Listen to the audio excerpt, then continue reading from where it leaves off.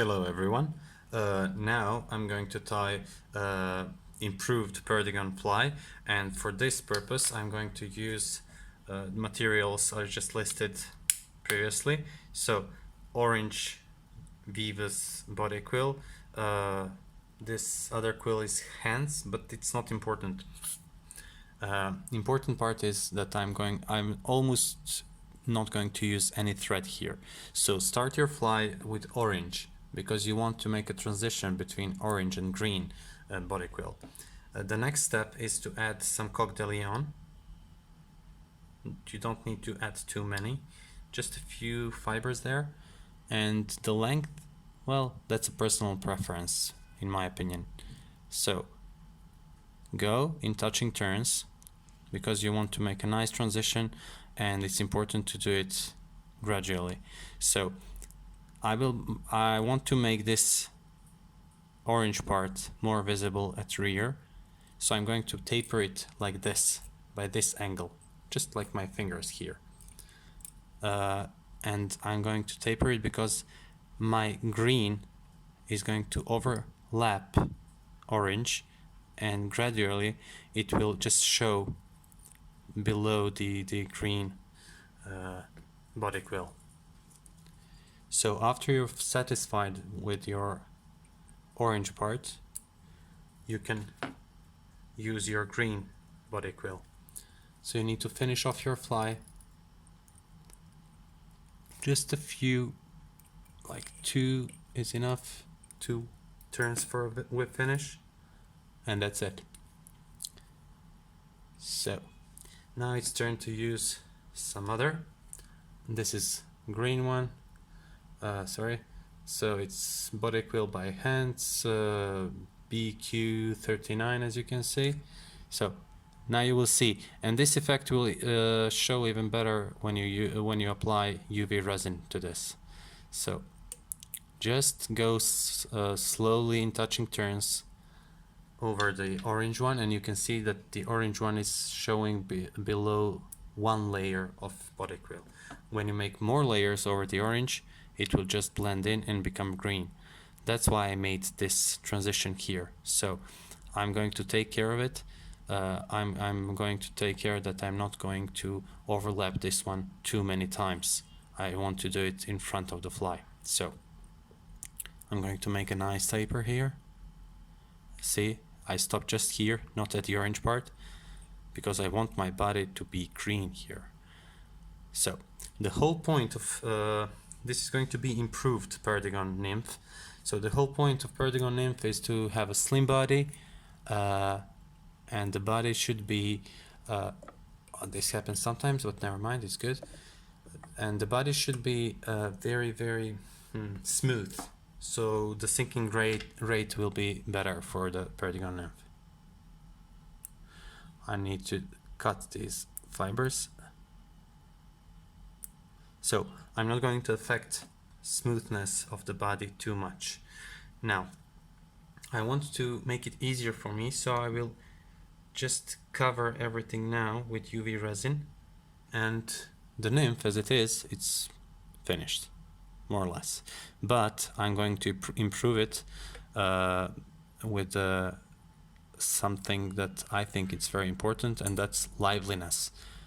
So I like Perdigon nymphs, they're very, very good, they catch fish, but they lack just one element, and that's liveliness.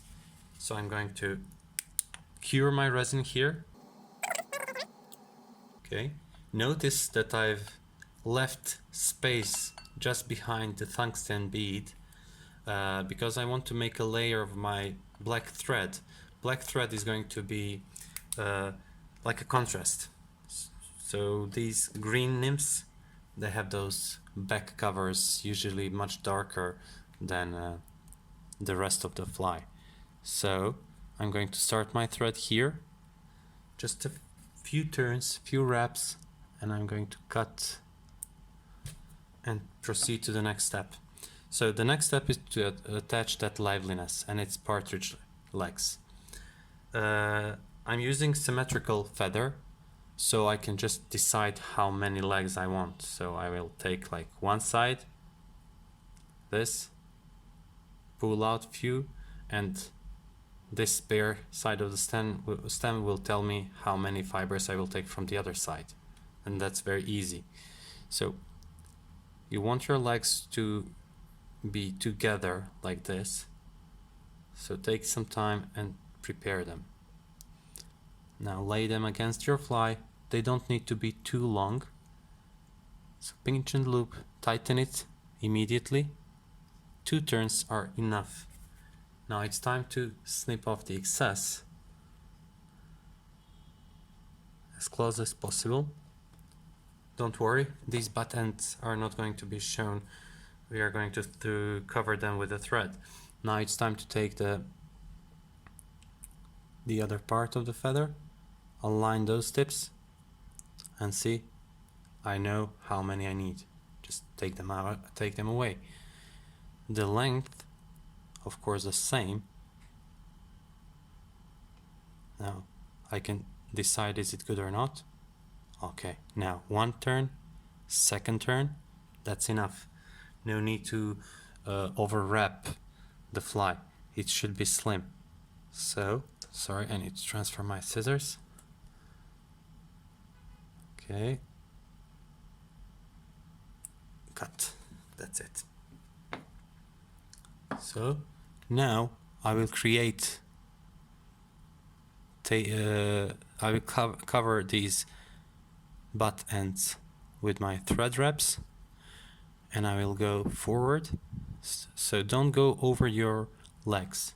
They should be from each side separated like this. Don't allow them to go in a circle, full circle around your hook. So be careful about that step. And when you're finished, when you're satisfied, just whip finish the fly and add a drop of UV glue to your fly. So your legs are going to be like this, so don't do too many reps with a whip finish. Just 2 or 3 are enough, and cut. So now this is not symmetrical, this is not so good. Just pull them with your hands a little bit, position them, and then use UV, which will hold them into the place. If you use too much, it will soak in the butt ends and it's not good. So use your dubbing needle for this. So as you can see, just a small drop of UV on the top. And before it soaks into the feather, I will turn it down like this and use my lamp to cure it from below. It's just nice timing, nothing else. You don't need to do anything special here. Now for the top part, excuse me, I'm going to use a bit bigger drop of UV because I want to fill in this this slot in tungsten and to protect my fly a bit more. So I'll just go inside of a tungsten with my needle.